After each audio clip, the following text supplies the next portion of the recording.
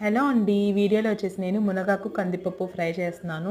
So ఏందంటే మనం మునగాకుని ఉట్టిగా ఫ్రై చేసుకొని తినలేం కదా! సో ఇలా ట్రై చేయండి, చాలా బావుంటది. సో ముందుగా మునగాకు కావాలి కదా! మునగాకుని మనకి ఎంత కావాలో అంత తెచ్చుకొని, సో మునగాకు ఈజీగా లీవ్స్ బయటకి రావాలి అంటే మనము ఒక పేపర్‌లో గానీ, క్లాత్‌లో గానీ చుట్టేస్తే నెక్స్ట్ డేకి మంచిగా సెపరేట్ అయిపోతది. దాన్ని కొంచెం వాటర్‌లో క్లీన్ చేసుకున్న తర్వాత కొంచెం మనం బాయిల్ చేసుకోవాలి, కొంచెం వాటర్ వేసుకొని.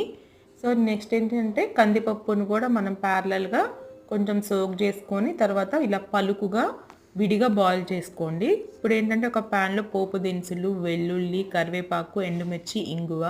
వెల్లుల్లి ఇంగువ వేసుకోండి, చాలా బావుంటది. తర్వాత ఈ మునగాకుని కూడా ఫ్రై చేసుకున్నాం కదా! అది కూడా వేసుకొని, నెక్స్ట్ కందిపప్పు కూడా వేసుకొని, తగినంత ఉప్పు, పసుపు వేసుకొని, కొంచెం ఫ్రై అయినాక లాస్ట్‌లో మనకి కారం కావాలంటే కారం వేసుకోవచ్చు. కొబ్బరి కారమైనా, పప్పుల పొడైనా ఏదేసుకున్నా చాలా బావుంటది. వీడియో నచ్చితే లైక్ చేయండి.